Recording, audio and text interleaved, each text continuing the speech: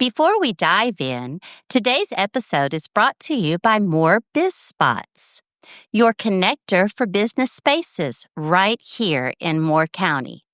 Whether you need an office for the day, a conference room for your team, or a venue for your next big idea, More Biz Spots helps you find the perfect space, connecting people to spaces and spaces to opportunity. That's what we do. Learn more at morebizspots.com. Imagine more stories that soar, business, life, and so much more. Laughs, lessons, and local delight. It's the podcast that feels just right. It's the Imagine More podcast.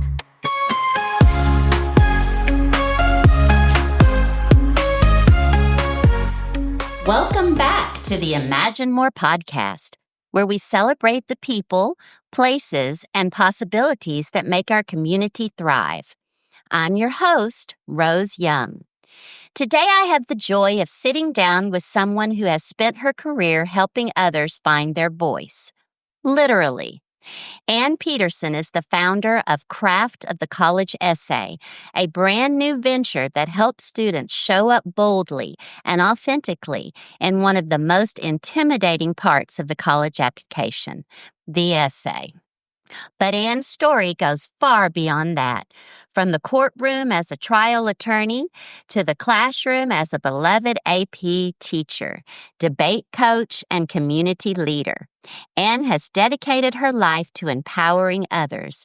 And today, she's sharing her journey with us. Welcome, Ann. Thank you. I'm so delighted to be here. It's serendipitous that we met each other at a wonderful community outreach. And thank you for following up on that. This is exciting. That's true. When I heard your name and you were sitting next to me, I went, Petersen?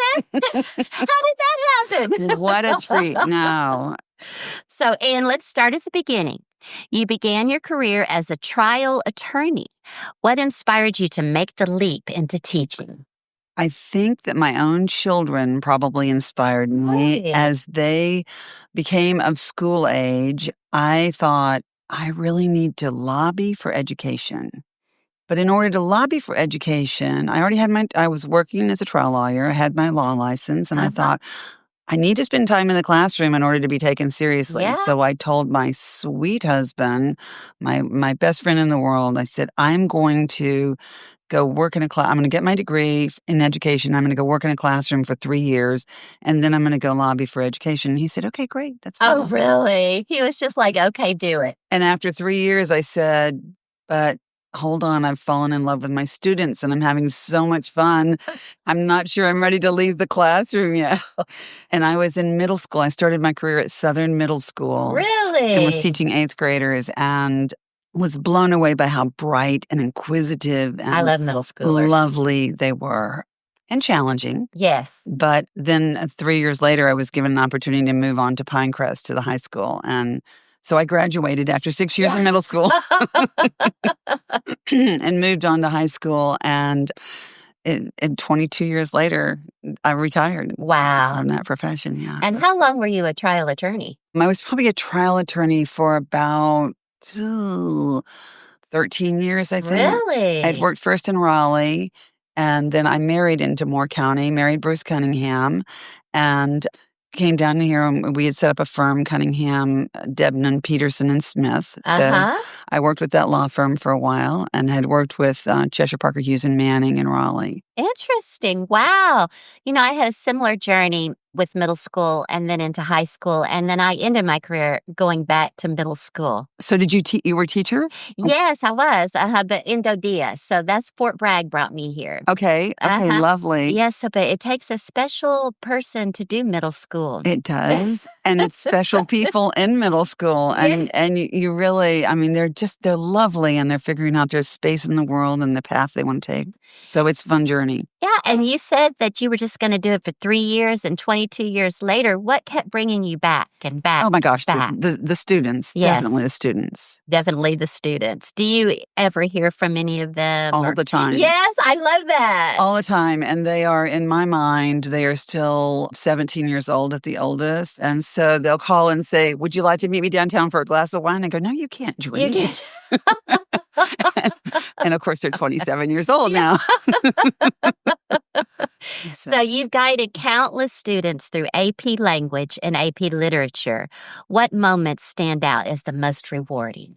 Obviously, with any teacher, I think our most fun moments are light bulb moments. Right. And certainly there were lots of those with writing where I would watch individual students suddenly realize their genius with writing. But yes. I think my most fun memories are probably when they connect with a piece of literature, whether it's Oscar Wilde or Jane Austen or Sharon Draper or Shakespeare. There's always a moment. I had a shout out to Paul Snyder, who probably gave me one of my most fun days ever teaching, who was walking out of the classroom. We had just started reading Hamlet. We were just getting into the very first part of the drama. And he walked out and he said, I've never understood it until today why everybody wants to study Shakespeare, but you just made it come alive. I just understood. Oh, my goodness. I understand what's important now. And that was just a day that I celebrate. I celebrate. Oh, I bet. Yeah. I bet. And it still feels good. Oh, it's thinking wonderful. about it now. It's Isn't wonderful. It? So, of course, you coach Pinecrest's nationally ranked speech and debate team as well. How did that experience shape your views on student confidence and voice? It gives me hope and it gives me confidence about the future. Yes. Okay. So how so? Explain They yourself. are so bright. The kids are so bright. And it was lovely in this case, I guess, shout out to Zoe Fury, who was one of my students who had to do a public speaking assignment in my English class, and she reluctantly did it. And I could clearly see she had a genius for it. And so I put her on the team, and she went to the next meet and, of course, placed first in the whole district. So, but there were just moments where how did it shape me was your question, but it was more watching how it shaped the kids and watching them be able to think both sides of an issue and have intelligent conversations with each other about issues was where I hope they can lead the way for all of us to do that. Right. That's what I was thinking. That's what we need today. Exactly. To be able to do that very thing. We're so polarized now, I think, politically and otherwise, and I think that students who have studied both sides of an issue and learned to be very articulate. Yeah. And those kids go into a competition, they walk into a room, they don't know whether they're going to argue pro or con on an issue. And you flip a coin, and when you flip the coin, they know which side they're going to have, whether they argue pro or con. Oh, my goodness. And for them to be able to just shift gears and adopt that argument, but to also understand and listen to the other team against whom they're competing is wonderful and hopeful and the way we should all be thinking and learning. Well, to be able to understand both sides, you might not agree with both sides, but to be able to listen to and understand both sides. And discuss. Yes. To respectfully discuss. Yes. Yes. Lovely. So now we're going to talk a little bit about Craft of the College Essay. How new is that, Anne? So it's not that new to me personally because I taught both 11th and 12th grade AP classes. I taught the whole spectrum. I taught every range of student at Pinecrest, but I did teach the AP classes, and one of the things that was necessary to work on was the skill of writing the college essay. So at the end of the year, after the AP exam is over, which is basically 2 or 3 weeks before school ends, junior year, I would say, okay, here's what we're going to do. We're going to work on how to do this and so on and so forth. And I would teach a whole class on it. They were ready to leave school and go to the pool. And hang out. Gosh, I know. That's a tough time. So then when I had them as seniors, I would usually have about 70 AP students as seniors, and I would have, as an assignment, they would write their college essay. Yes. And that became a pretty big undertaking for me, certainly for them, but certainly for me too, trying to shepherd 70 kids through. And so I leaned on the community in that case. Yes. We would get it to where they had an essay written that they thought was good and ready to go, and we would set up a workshop in the media center at Pinecrest from 5 o'clock until 10 p.m. Oh, my one night. goodness. Yeah. Every student had to appear with their essay, and we had set up 10 volunteers from the community. And John Nagy, shout out to John Nagy at the Pilot, because John used to come and would be one of my readers, and my husband Bruce Cunningham would come, and Maggie Bonecutter would come, and just people in the community who I knew were excellent people, number one, and excellent writers, number two. And they all had a different table in the media center. And as a student came in, I would give them a number, and they would have to report. When their number came up, they'd have to report to the next person who was there to review their essay. And the instruction that I gave to the volunteers, the instructions were, you can accept them to your college if their essay is brilliant. Oh, okay. You can waitlist them if their essay needs work or has a lot of editing problems. Or you can reject them if it looks like they wrote it 20 minutes before they came into here and they haven't really given it much thought. Yes, okay. And so that went in as a grade. Oh, and wow. So that was 185 and 70. It's fabulous. And it was really a cool thing. And after I left, I mean, that was also an exhausting thing to undertake. But after I left, that no longer happened. So a few kids sought me out after I retired. And I worked with them, but I think you're going to want, I assume you're going to want to know the origin of how I came to do it. Yes, I do. That was my next question. So the origin of Craft at the College Essay, the small business exists because I fractured my patella. Oh, what? It's the universe slapping you in the face. I want you to do this. Last December, and you'll understand this, I have 2 unruly dogs. Oh, yes. Last December, I went airborne over one of my dogs and came down on my right knee and fractured my patella.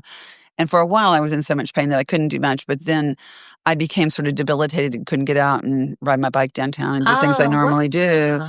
And so I got kind of bored. And my daughter came home at Christmas time. I have 2 daughters, but both my daughters were home, but my older daughter was at the table with me. And I said, I'm thinking about just starting a business to help with college essays. Right.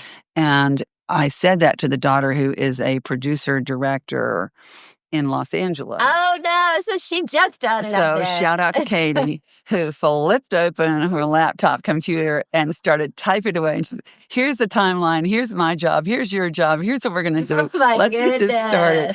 And so it literally was, I fractured my patella the first week in December, and this was the first week in January. And she said, you're going to do it, Mom. Let's go. Let's go. And so she shepherded me through.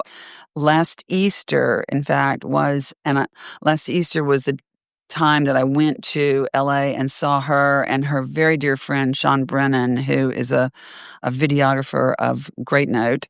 And the two of them, she produced my course that I have online, and Sean filmed it. And so it was just this. That's just such a gift of love. I mean, it was, again, the universe taking care of me. But definitely so. Very proud. And your daughter. And my daughter, the universe of my daughter, and my dear, dear, dear friend Sean Brennan. So shout out to him and to Katie Cunningham. But, that's an amazing story. So it was pretty cool. So we spent Easter Sunday, instead of having a moment and having a really relaxed meal and making our way to church, we spent it setting up production and filming a 3-hour course. We were all so exhausted and thrilled with the way it turned out. But that was the only day that we could all get together and make it work. It was Easter Sunday. Everybody was off. Oh, my goodness. So when did you launch? So the website launched before the course did. The course didn't launch until July. Okay. And This July. Brand new. Brand new. And the website launched, oh gosh, I don't know. Katie helped with that. Katie did that, and it's lovely. I can't remember when we actually went live on the website, but the course was, to be exact, July 7th. July 7th. Well, congratulations. Thank you. I'm so excited to hear. Very exciting, yeah. So a lot of families find the essay intimidating. Why is it such a powerful part of the application process, you think? So the college the person who looks at your college application is going to spend 15 minutes looking at the whole packet. And that includes the essay, the teacher recommendations. 15 minutes. 15 minutes, approximately. So that's your transcript, your recommendation from your counselor, recommendation from the teacher, extracurricular activities. There are about 12 components. And the most important component, the essay is ranked 5th as far as most important, but the most important component of your college application is positive character attributes. Really? And there's no place to better display that than in your essay. Interesting. So the essay needs to be authentic. Yeah. And the essay needs to be in your voice, and the essay needs to be carefully edited, and it needs to show and not tell your story, your narrative. Yeah. And that's... What do you mean show and not tell? I mean, if you wouldn't say, for example, back to my daughter Katie, you would not say, I'm a resourceful, creative person. But if you tell the story of her younger sister Jenny getting stuck in a tree when she was very young, and Katie, unbeknownst to me, this is a true story. True story. True story. I was at the grocery store. Grandpa was supposed to be in charge of the girls. He was in the backyard, not paying a bit of attention. Jenny's stuck in the tree, and Katie, at 9 years old, literally puts together a pulley system and a trash can, puts her sister in the trash can and lowers her to the ground, which could have been such a disaster. Oh, I wish there was a video of that. I pulled in the driveway as the final descent was happening, and I just went, "You have to stay calm. You have to stay calm." Oh, but literally, I watched my older child put her arms around the trash can and lower my 4-year-old down to the ground, and I just thought, okay, I'm not sure what they were doing, but they're safe. What an amazing idea she had. So it's lovely. I mean, she was 9 years old, and again, she told the story in her narrative, and it's included in my course. I read the narrative in my course, but she told the story in such a lovely, self-deprecating way. But when I would read it to my class, when I was teaching the course in my class, I would say, okay, Katie didn't tell you what she is. Can you please tell me what attributes you would give her? And they'd go, resourceful, things outside the box, loyal, creative, intuitive. And they would have all these, and I go, that's exactly right. And she just showed you, she didn't tell you, hey, I'm resourceful and creative. Okay. So. And that's what authenticity looks like. That's how that's it looks what in practice. Yeah. And I think it's okay. I mean, if somebody's creative and they tell me they're creative, that certainly is authentic too. Right. But I think the trick to the college essay is it has to be a narrative. And it has to show who you are. And you get bonus points if it's also clear that there's been some epiphany that came from that story, something you learned. Yes. So it's kind of, it's not really formulaic. And the other problem with narrative writing is we don't in school really teach kids how to do narrative writing. No. But if you can get them talking, a lot of times when I'm working with a child one-on-one or student one-on-one, they're not really children, they're young adults. When I'm working with a young adult one-on-one and they say, I don't know what to write about, I don't know how to write. Right. And I'll say, well, tell me the story. And I will take copious notes or record them as they're talking to me. And then they realize they've written their story by telling it. So, but they think that they can't write a story, but they can write a story. And they can. We can all tell a story. Yes. And they can do it. And sometimes when they're really stuck, if I say, we're going to share a Google Doc and I'm going to send you 5 questions and I need you to just answer them. Don't think about what you're doing or edit. Don't do word count. Don't do punctuation. Don't do any of those things. Just write back to me. Just do it. And it happens, yeah. So you built offerings, online courses, one-on-one consulting, and workshops. Can you walk us through each option? Right. Well, the course we pretty much talked about. The course is there, and it's about a 3-hour-long course. It has not only how to write the essay, but it also includes tips on how to think through who's going to write your recommendations and how to ask for those in a tactful, respectful, polite manner, understanding that any teacher who writes a recommendation is probably volunteering about an hour and a half of his or her time. Exactly. And don't ask at the very last minute. Don't I ask need at the it last tomorrow. minute, right? And they'll say no, and you'll be stuck. Right? And it warns about. It has a brief period at the end of the course where I say, okay, go grab your parents and bring them in the room with you. And parents can sometimes be over-involved, and Bruce and I were certainly guilty of this with Katie. We thought we knew what she needed to write about. Oh, yeah. And we were wrong. And we were absolutely wrong. And did she tell you? No, we, and I mean we, all participated and wrote the piece that we thought she needed to write. And then we all looked at each other and went, oh gosh, you can't send that. That has way too much Mom and Dad in it. That's ridiculous. No. And about a week later, she called me and she said, Mom, I'm going to read you something. Don't say a word. I said, all right. And that's when she read me the story of getting your sister out of the tree, which was exactly. Oh my goodness. Right. Which was exactly what she needed to have written. So. Well, I would love to do a podcast with your daughter. Oh my gosh.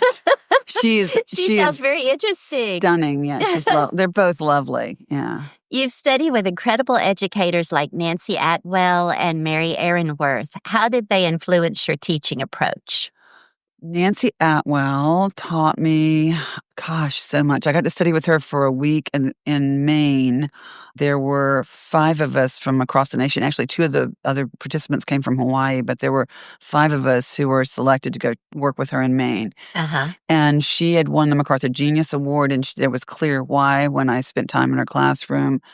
I think that what she did was help me instill a love of reading in the kids that I taught and show me more efficient ways to check that and ways that allowed each child to sort of follow the path that he or she wanted to follow. Yeah. I came home and really boosted my classroom library and tried to make it to where I wasn't the person working the hardest in the room, but everybody was working hard to teach each other, and had the kids writing journals that moved around the room where they would sell the book essentially to another kid in the class. Yes. So conversations started about literature and proficiency. Just the test scores rose, which is very minor importance to me, but their interest in literature and their being lifelong readers. And I think that combined with what she taught me, I also, she's also written a brilliant book on how to teach poetry that I used all the time, but she was lovely. And Mary was specifically, I worked with her at Columbia University. My principal at the time, shout out to him. Boy, he was great. Bob Christina said, yes, absolutely. I'll pay for you to go up there and do that because you're working with all these kids.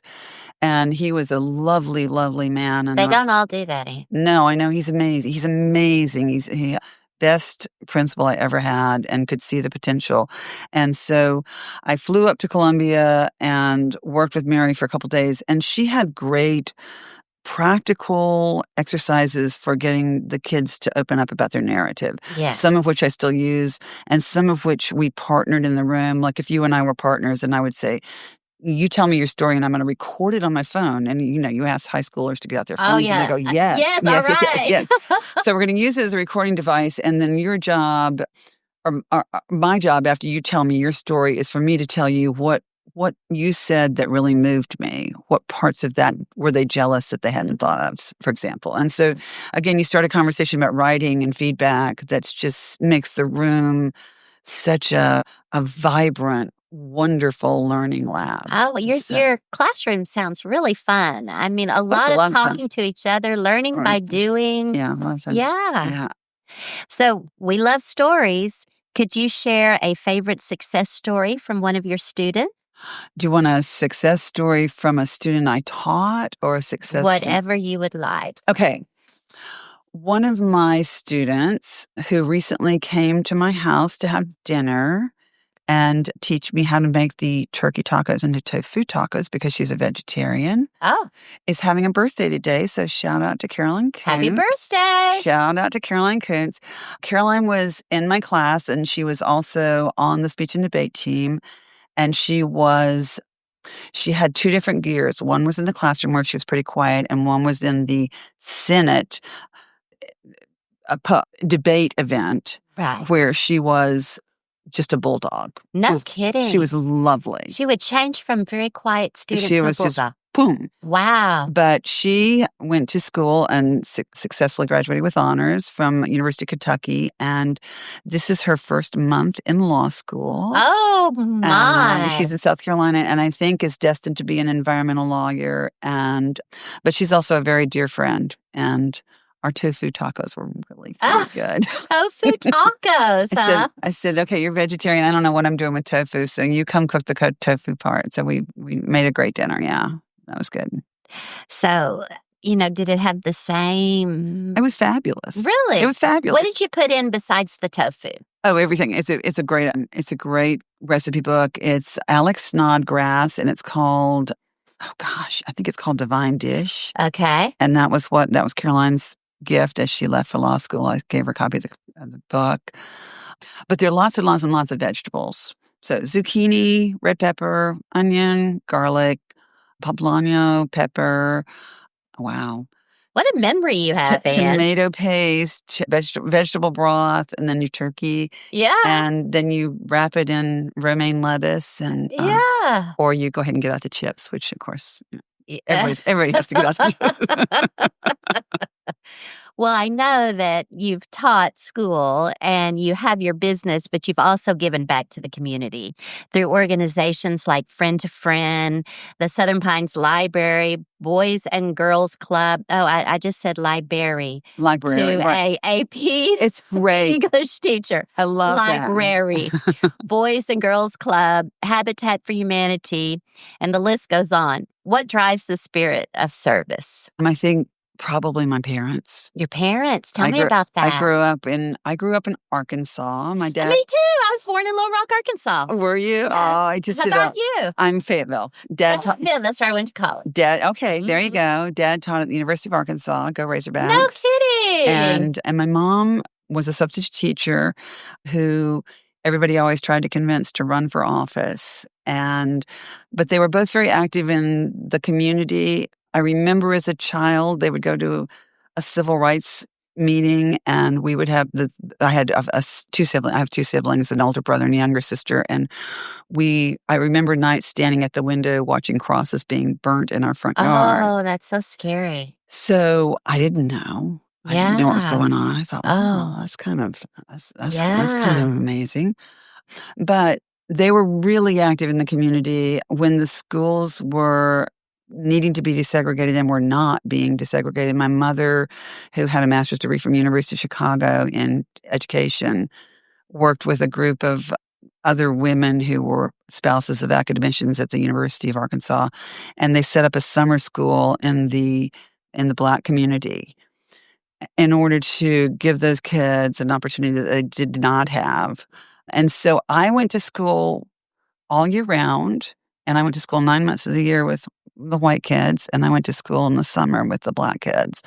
And it was pretty lovely. It was a pretty lovely experience. But I remember my mom I think I get a lot of my teaching abilities from her. I remember her trying to figure out how to get through to a child who was not grasping the idea of math, and she finally figured out the way to get there was through baseball and batting averages. Really? And she would bring. Sounds lovely. Yeah, she would bring in real life situations, and it was great. Yeah, she was a good teacher. And did she ever try to go into office, or she did not? They did try to make her.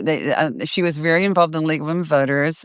They did try to encourage her to run for the state legislature, and she opted to not do that. And I think probably should have gone to law school. I think a happy mom makes happy kids, and I think there was some frustration on her part that she hadn't pursued that. Like a really smart lady. Super smart lady. Yes. Super smart. She'd be proud of you now, though. Well, I'm trying to, fulfilling her dream of running for office. So. Oh, are you? That wasn't even one of my questions. You're going to have to tell me all about that. Let's hear about it right now. So I'm on the town council in Southern Pines, and I'm finishing up my first term, and I have filed to run again. So that election is November the 4th. Okay. I'll be running for my second term and hope to be elected again, obviously. And it's been fascinating and interesting. I love this village that I live in, and I Yes. really am interested in being a good steward of preserving the village feel and preserving what we have. And I'm really committed to. Tell us a little bit about what you do as a town council. As a town council member, we meet twice a month. We have a work session where we can talk about issues that may be coming up. And we also have a round table discussion at that point. If there's some issue that's come to my attention or somebody else on the council, we'll bring it up at that point. And then we have the regularly scheduled meeting where we're going through policy decisions regarding, oh my goodness, I've learned so much about trash. We spent lots of time learning about trash. We had a wonderful, remarkable man who helped us figure out what was the smartest thing to do economically and also Yeah, was it about environmentally. recycling? Or? It was about recycling. It was about all the decisions that had to be made. And he came and spoke with us a couple times, and I became much smarter about that. So trash and water and sewer and all of those infrastructure questions that come up. I'm really worried lately about sedimentation and issues that, I think growth is important, but I think smart growth is most important. And again, Right. Oh, gosh. I'm so happy to hear you say that. right, I think Because we're growing in leaps and bounds, but are we planning it? Or Right. do we have the infrastructure for it? I think responsible stewardship is the main thing that we should have our eye on. And Point. can we relax that that's what's happening here? I think we're moving in that direction. Good. I'm a pretty loud voice in that regard. Oh, good. So what if we have an issue that we would like to talk to the town council about or discuss or find more information about? What do we do? So all of our emails are posted online, and you can email us. And I do try to email back constituents who email me. A lot of folks also have gotten from, one person or another have gotten phone number and feel free to text or call me. That's not a problem. But the other thing that happened is when I first went on the council, the public comments section would come at the end of the meeting. And honestly, sometimes our meetings last until midnight. Sometimes they'll start at 6 and Really? go until midnight. So people are supposed to sit there for 6 hours and Oh, wait for their yeah. opportunity to be heard for 3 minutes. And I suggested, and we agreed to move the public comments up to the front of the meeting. So Oh, now, that was smart. so Yeah. now people can come have their time. It is limited to 3 minutes if it's just a public comment, but we take those real seriously. You do. And it was interesting, the first month after we moved public comments to the front of the meeting, we spent an hour listening to public comments in 3 minutes apiece, which was great Yeah. and exciting that people felt. I Right. get most excited when I see engagement in the community, but that was pretty fabulous. And it's died down some, but we probably average less than 10 now. But I love, love, love hearing from constituents. I think that's the most Yes. important thing I do is engaging with people. So should we go on the Southern Pines website and find out when the meetings are Right. and where you meet? Right. And then we know we're going to have 3 minutes to get our point across. Exactly. Okay. And then if you stay until a break and you want to talk to me in person, you'll have another 5 minutes to get your point across. Now, do you ask us questions or do you just go back and deliberate? Or Most of the time we don't ask questions. We're not supposed to. Sometimes we Okay. can't help ourselves. Okay. But oftentimes we follow up. And I tend to try to get a phone number for a person who has some specific interest that has not been addressed that I feel like I could help with. Right. And I'll often call them and follow up in that way. Yeah. So How many people are on the town council? there are 5 people on the council. 5 people. Okay. You juggle so many hats, and educator, entrepreneur, council member, volunteer, mom, dog mom, we've heard. Absolutely. How do you stay grounded? Wow, I don't know that I'm always grounded. Yeah. Honesty. How about that? I don't know that I'm always grounded. I love long walks with my dogs, and I love long walks with my neighbors. Yeah. I have 2 particular routes through town that are lovely and fairly shaded. I do a lot of that. I love reading. I can do a YouTube rabbit hole Oh, me too. with the best of them. Me too. An hour later, I'm like, oh my gosh. And I don't know that keeps me grounded. That kind of keeps my mind whirling. I'm not sure that keeps me grounded, but I think exercise. I think trying to put nutritional food in my body. Yeah. But I think more than anything else, the thing that probably keeps me grounded is I have a very strong group of friends. Yes. And I think that I lost my husband. My husband passed away 6.5 years ago now. And, shout out to my team, to Scott and Jeff and Robert and Lynn and Charlie and all the people who are and Valerie, the people who are a part of my community who Yes. are always there. And Wow. we're there for each other. And so I think that probably keeps me grounded. Yeah. And shout out to my kids who are great and check in, but they have their lives. Right. That's why I just went and spent a week with my oldest daughter and her kids. And where are they? They're in Mississippi. Oh, fun. And it was so nice. Usually it's just a weekend in and out, but it was nice to be there a week because I actually was in their lives, you know? You saw watching how they live day to day. It was glorious. I loved every minute. Yeah, that's fabulous. So how do your commitments to community connect with your work in education? Oh, I think work and education is a commitment to community. Oh, yeah. You're right. You're right. You've been there. Absolutely right. I think that they absolutely are. I mean, one of the largest commitments anyone can make to community. I'm saying this to young people now. Yes. One of the largest commitments you can make to community is to go into education. Okay. I think that there's no better way. And actually, when I was an attorney, I represented abused and neglected kids. And I did that in 3 counties. I was the guardian ad litem attorney for Hoke and Scotland and Moore County. Uh-huh. And that was very important work, but that was also work that by the time everybody got to that point, you were just literally putting a Band-Aid on a hemorrhage. You were not dealing with the real issue. But as an educator, if you take an interest in your students, I think you can really turn lives and you can help them pivot in a positive way, and you can help a child realize his or her potential. It's just, yeah. There's nothing. She's lighting up, you guys. You can't see her, but she's lighting up. There's nothing more important, I think. So. How do you think it's looking out there for people going into education at this point? I think it's looking tough. Yes. I'll be honest with you. Yes. I think it's looking tough. And I think that support for education and funding for education. Yes. Maybe I should circle back after this career and go to my next one where I actually do lobby. Oh, yeah. You might get there yet. Maybe when I'm 90, I'll go lobby for education.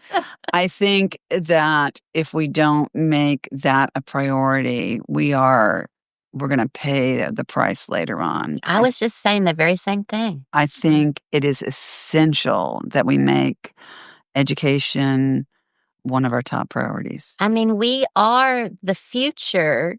They are the future. They are the future. We are teaching the future. We are teaching. There you That's go. right. Absolutely. Yes. And our future. And we can't do that alone. No. And again, I hearken back to my group of amazing volunteers who were in the library until 10 p.m. at night, helping me with that is such a cool thing that's like, okay, thank you to John Nagy and thank you to Maggie Bonecutter and all the other people who assisted, and Robin Lamb. And, there were so many people who assisted with that, retired teachers, and just this area. We are so lucky in Moore County. We have so many bright people with so many skills. We do. And to not exercise the potential of all that energy and that strength in our community is a foolish thing. But people are there, and if you ask them, they're often willing to help. But that doesn't mean we shouldn't fund education. Education needs lots of financial backing. It does. It really does. Kids need to be worked with and taught, and they need to think.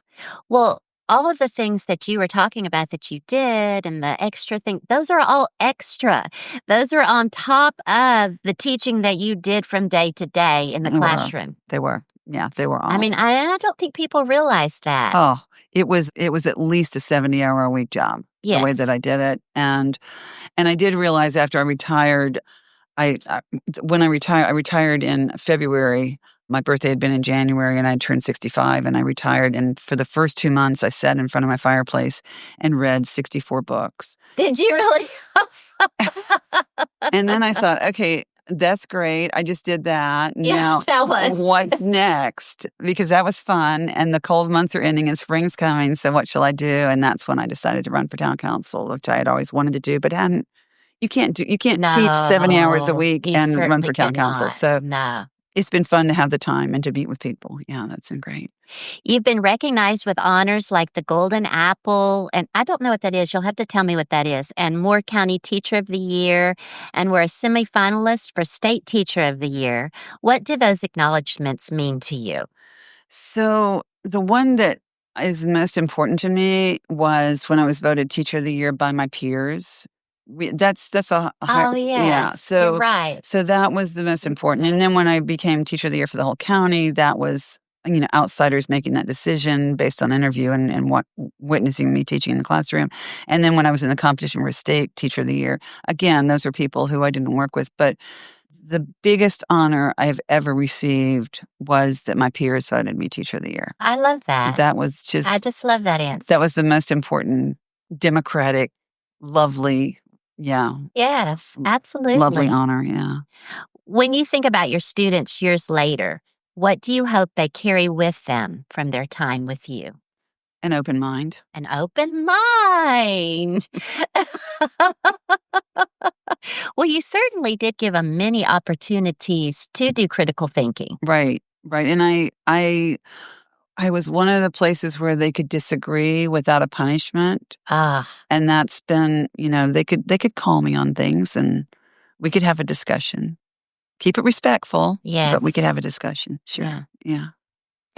What's next for Craft of the College Essay? Where do you hope it goes in the next few years? So Craft of the College Essay has been an interesting journey because, like I said, we're just coming off the springboard here. So I hope that the course reaches more kids. I hope that they're able to get access to that. It's been really interesting. And my daughter, the producer director. That was really nice to have a producer director daughter. My wonderful Katie. And I also have a left brain, wonderful, amazing. My younger daughter Jenny is an environmental engineer, Is she? And has just finished her master's degree at Columbia University, and she lives in Boston, and she's just amazing too. But I'm right now driven. I'm taking orders for my older daughter. Okay. Oh, I bet she loves that. But I forget where did your question start? Where do you hope it goes in the next? Where do I years? hope the business goes? So Katie has suggested that I want to pay someone to do the magic that one does to make your Google search, to make yourself come in higher on the Google search. And I said, no, not really. Because the interesting thing about the business is it's grown just really by word of mouth for the most part. And so the tentacles have gone in funny directions. So I have a pot of people I'm helping in Charlotte. I have local people I'm working with. I have people I'm helping in Milwaukee. I have a person I've helped in Ohio. So this is nationwide. And you can help anyone nationwide. And then Hinsdale, Illinois has been another place where I sort of have a little covey of folks I'm helping. Huh.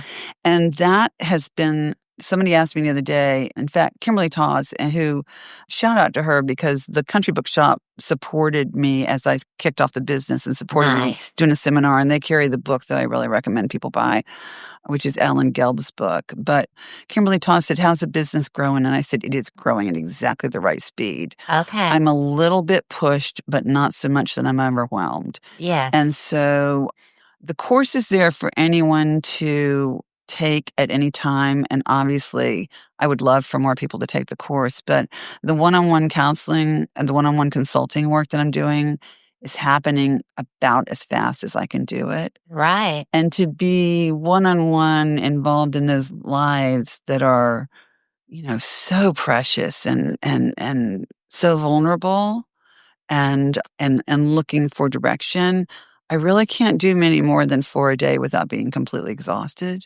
So I bet so. So that's great. And we're there. Yes. Okay. Oh, my goodness. And that's just from July 7th. And that's fun. Yeah. The other interesting thing that's happened, and this happened actually before I started the business, is a few of my old students who had contacted me because they are now coming back around in the system and they're applying to medical school and dental school and law school. And they contacted me and said, hey, help me with the essays. Right. And so that looks like it's going to be kind of a season that balances out these kids, the high school seniors that I'm working with. So it'll be interesting. But I'm looking forward to a little break. I think Are you going to take a break? I think so. My wonderful friend, my one of my best friends in the world, Ansley Rudd, who lives in Hawaii right now, said if I could get back to Hawaii, I've been to see her a couple times, and if I could get back there, that maybe we should go do Fiji together. And I've never been there. So, Oh, goodness. so I think Good that's going to for be. you. I think Good that's in for the works you. when things slow down. When things slow down. Uh-oh.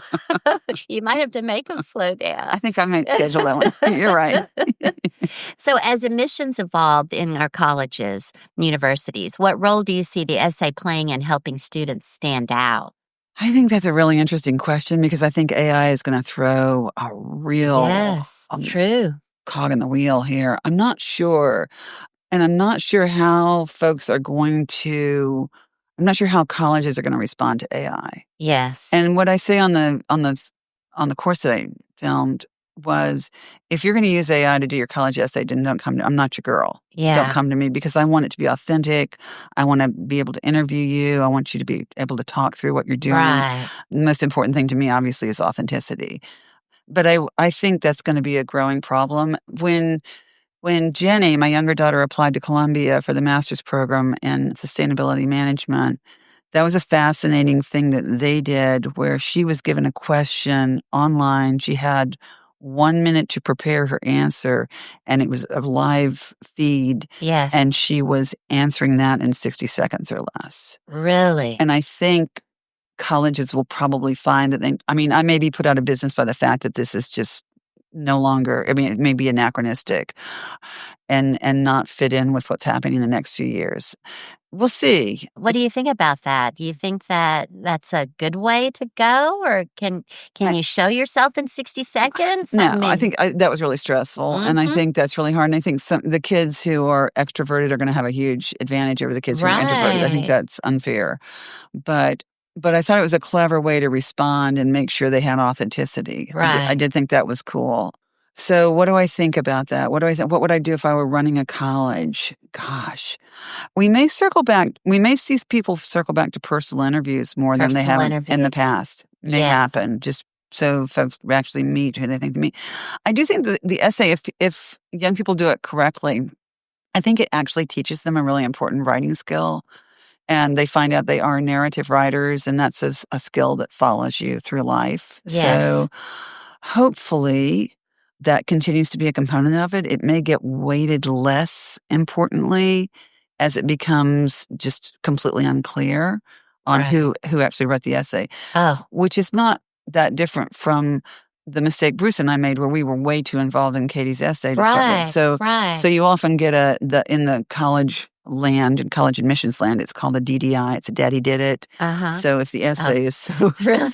if the essay is so polished and so filled with vernacular that sounds so adult that, it makes no sense that that child would have actually done that, then that's that gets put into the reject pile, maybe, and the child runs the risk of that. So if a young person is such a good writer that they get thrown into this is questionable, is this a DDI? Yes. That's a problem too. Right. So Definitely so. Yeah, I can see personal interviews digitally, a virtual personal interview or in person. I can see that happening.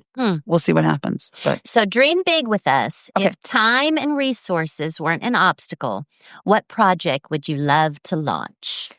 oh gosh, I think I've done it. Honestly. Oh, that's wonderful. I really This was it. I really feel good about this. This has been something that's been in the back of my mind for a long time. Wow. And to have had the chance to be in LA and film a course is something I never thought I would do. To have this wonderful communication with people around the country is something I never thought I would do. So at the moment, I'm really happy. You check in with me in another decade. I tend to pivot on the decades. Oh, is that it? The decades? 10 years of this, 10 years of that. So we'll see. We'll see what comes next. But I am so happy and so fulfilled with working with young people right now. I mean, you've taught. You know what I'm talking about. There's so much. There's so much paperwork at school, though, and there's so many hoops you jump through that seem like they're not really aiding with the child's education. Yeah. And these are moments where a kid walks in the door and I go, yes, okay, let's go. Here's where we were last time, and let's work on your supplemental essay for blank, wherever. Yeah.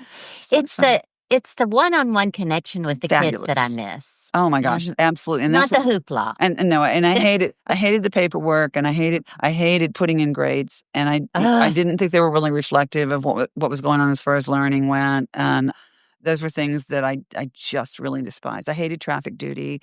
Yeah. Bus duty, yes. Bus duty. I hated writing up discipline reports. Or the days that you had to sit in meetings all day and learn stuff. The next new thing that you just really not new. It's really recycled. Exactly. Yeah. So this is what we're doing now. Yeah. Well, we did this 10 years ago. Okay, it's back. Yeah. Right. So I don't miss any of those things, but I did miss the kids, and this has been a lovely way for me to be back together with the kids, and it's great. Oh, that makes me smile so much to hear you say that. Okay, quick fire round. Mm-hmm. Coffee or tea? Definitely tea. Favorite place in Moore County to unwind? Probably my backyard. Your backyard. Mm-hmm. Nice. A book you've reread more than once? Lately, I've reread Jen Sincero's book entitled You Are a Badass. And really? She is a 60-year-old woman who did a pivot, and she's written a whole series of books, but she went from making no money to just this amazing trajectory. And her book is just filled with practical advice, and it was pretty pivotal as I was putting together what I wanted to have happen with the business. Oh, I have not read it. It makes me want to read it. You Are a Badass. You are a badass. Okay. All right. So in those 64 books that you read, what type of books were they? It was a combination. There were a few classics. Uh-huh. There was a lot of trash. Okay. There was some nonfiction.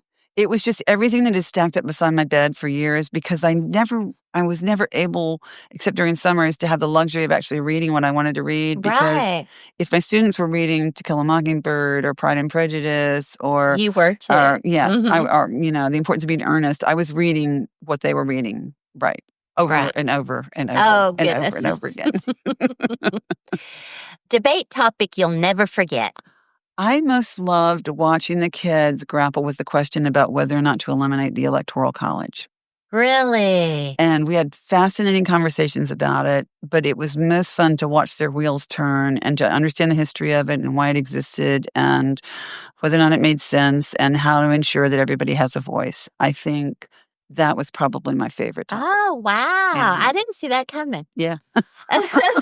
Okay, so you're gluten-free. I am gluten-free. Mm-hmm. What is your best gluten-free cookie flavor? Not yours, but... Right.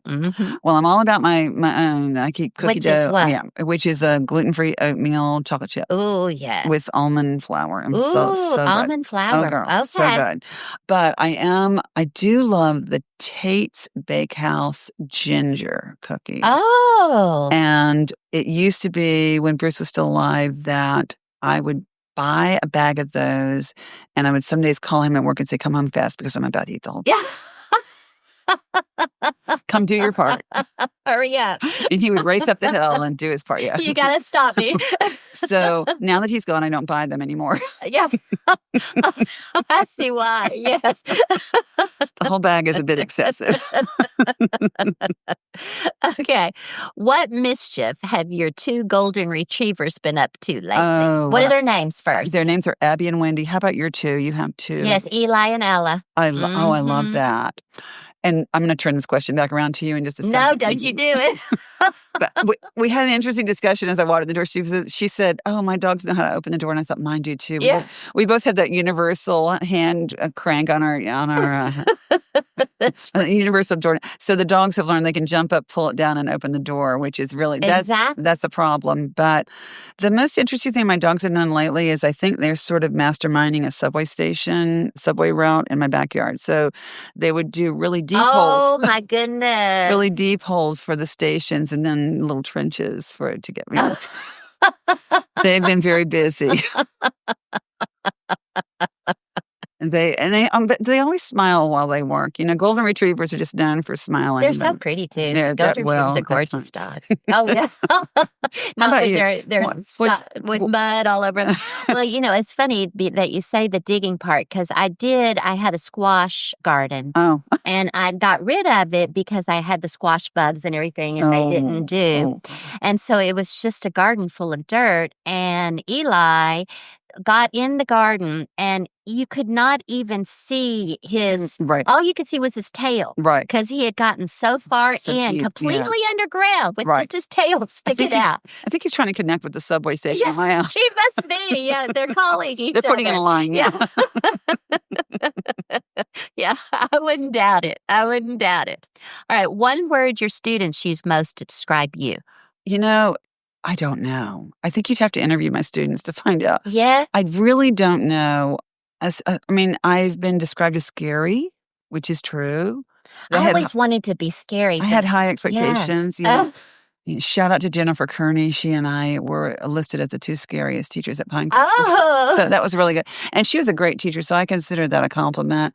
I've been described as teaching with urgency. I've been described as compassionate, but I think it would just depend on the individual's experience. You would have to ask them. Well, you're certainly innovative. I mean, that's you're very sure. kind. You're very kind. So, some people would call that, unduly creative. Yeah. I appreciate the innovation. But yeah. So if you could have coffee with any author, living or dead, who would it be? And tell me why. Okay, so, oh boy, I'd love to talk to Oscar Wilde and basically track his journey, from just brilliance to jail to, I'd love to rescue Oscar Wilde and have more brilliant things from him.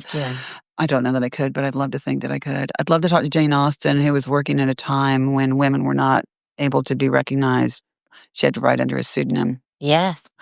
And most recently, and I guess it's an author because he wrote a bunch of screenplays, but the person I would probably like to talk to who's still alive is Jason Sudeikis, who wrote Ted Lasso. I don't know if you're a Ted Lasso fan. Oh, I am. Yes, I am. Yeah, Believe. I would love to talk to him because I think, and I've been back and watched Ted Lasso probably 3 times. We just started it up again. It's fabulous. But I'm really interested in what happened in the writer's room because there's an arc for each character.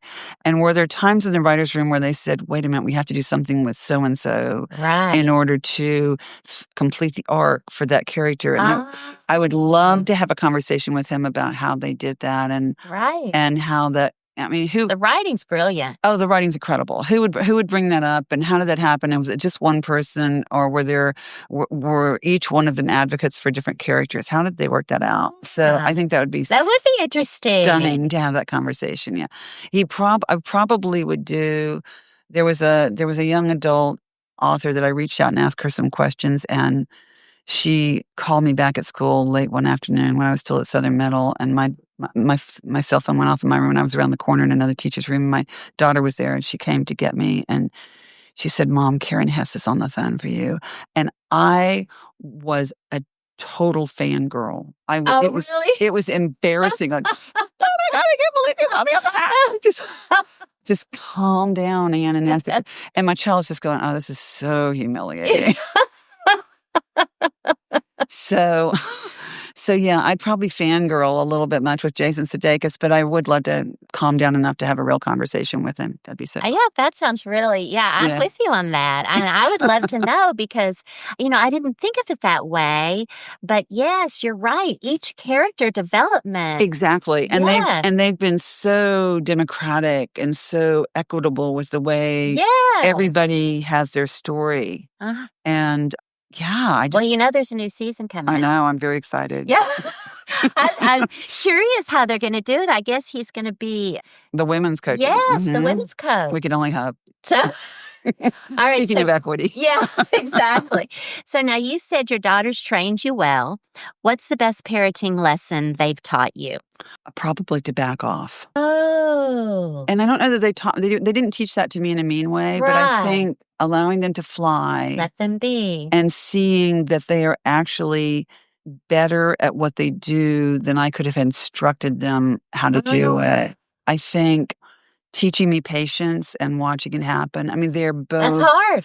they're It's both very super, hard. and I think that it's been really a gift from the universe that I have one right brain and one left brain, because to watch them both do what they do so successfully and to watch them both become just amazing adults has been fabulous. Yeah. And I'd love to take full credit for that. But honestly, one of the best things, and I'm not great at backing off, but No, that's hard. one of It's the very, very hard. one of the best things that I can do, and when they have their most success, sometimes is when I just say, "I'm proud of you," Right. and then to see what they do is astonishing. Ugh. Yeah. Well, my oldest daughter's having that right now because her oldest son is 20 and her middle child is about to turn 18, and she's got to let them go. And that is so hard. It's really interesting, and that's a pivot for That is a that's pivot. a pivot for those of us who have raised children. When your kids leave, and you have to, they are not who you are. No, And you have to figure out who you are. That's and right. I think as women, we sometimes put who we are on hold as we try to I think help you're right. nurture Yeah. our children along. Yeah. All right, so finish this sentence. The best essays are the ones that Are authentic. are authentic. Yes. Yes. And I think people would rather be moved than taught. So Than taught. That's good. I think that essays that move me to either laughter or tears are sometimes some of the best essays too. Well, I bet whoever read the essay from your daughter Katie about the tree situation was giggling away. It's a pretty funny essay. I could picture it. I mean, the way you told it, I could picture Oh my it. gosh. It was horrifying to drive into the driveway. And I thought, where is my father-in-law and what is he doing? Did he get yelled at? Oh, no. Oh, no. No, he's in the backyard doing yard, completely oblivious. But Katie was handling the situation. She had it under control. All right, Ann, before we wrap things up, you know I can't let you leave without your very own Imagine More jingle. Every guest gets one, and it's my way of saying thank you and sharing your story with us. So here's yours. I'm excited. Craft of the college essay, find your voice. Stand out boldly, make the right choice. Write with power, let your truth convey. College dreams start the Petersen way. Oh, I love it. Oh, that is so great. Thank you so much. Thank you, Ann. I may have to steal that jingle and post it on my website. Yeah, it's yours. It's yours. So, Wow, look at you. That's great. Thank you. Thank you, Ann. It was a pleasure having you here on the Imagine More podcast. Leave the listeners with one last piece of advice and tell us how we get in touch with you if we want to join the class, get in your course one-on-one. Okay. So to get in touch with me, you go to craftofthecollegeessay.com. Okay. And there you'll find a way to email me. And you can also just sign up for the course if you want. You can read all about all your options. And so the website is there, and it really does. It is craftofthecollegeessay.com. And that's the Okay, way. that's easy to remember. That's the way you get in touch with me. One last piece of advice. I think don't be afraid to pivot is probably the thing that I'm not really afraid of, obviously. Yes, no. But I love being able to say, and I understand it's a gift, that I love what I do. And I've always been able to say that. Yes. And when it was not something that I loved, I had maybe it was the stupidity, but maybe it was the courage to just shift gears and to try something new. And I think that's huge. And it's a lesson that both my girls have taken from me and demonstrated. Sounds like it, yeah. And so be fearless. Be fearless. It's okay. Be fearless. That's right. You're going to be fine. Yeah, and what you're doing now doesn't have to be what you're doing for the rest of your life. No, there'll be a change in 10 years. We'll see what it is. Yeah, I can't wait. And I want to say too, Rose, I appreciate so much. I'm not surprised that we came together and connected because you two are obviously involved in the community, and I appreciate so much that you are. I'm not sure what brought you to Boys and Girls Home. Kiwanis did. So Kiwanis there did. you go. There you go. So I appreciate the fact that one reason to be involved in community is to meet other people involved in community. And Rose is one of my gifts of late. Oh, well, thank you. So thank you That's for so that. sweet. I appreciate that. That's so nice of you. Thank you again for sharing your story and your heart with us today. And you really did share your heart with us today, Ann. I enjoyed it. Thanks. Your work, whether in the classroom, the council chamber, or with Craft of the College essay, is such a gift to our community. For listeners who want to learn more, check out Craft of the College essay. You'll find all the details in our show notes. And to all of you tuning in, if you enjoyed today's conversation, please subscribe, share, and leave us a review. It helps us connect even more voices in Moore County and beyond. Until next time, I'm Rose Young, and this is the Imagine More podcast. Let's keep dreaming, keep creating, and as always, imagine more. Imagine more stories that soar, business, life, and so much more. Laughs, lessons, and local delight. It's the podcast that feels just right. It's the